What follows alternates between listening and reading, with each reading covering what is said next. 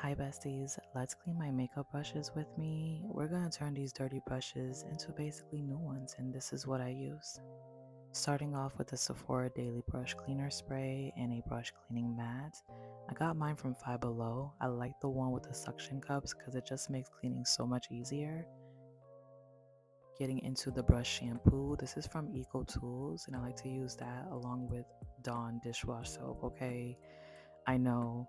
Yeah, please do not knock it till you try it. Like, I just feel like it just gets rid of all the left behind residue, oil, bacteria, whatever's left behind in those brushes. Dawn takes it out every time, okay? Using the Sephora brush cleaner spray to take off the first layer of makeup that's left in the brushes, then dipping it right into that mat with the brush shampoo concoction I was telling you about earlier.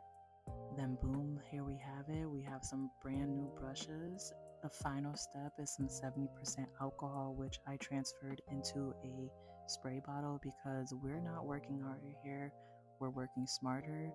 And besties, if you do not wipe off your brush handles, let this be the sign to start today. Anyways, I love you guys so much. Go ahead and plug into the comments what you think, and I will see you guys in the next video.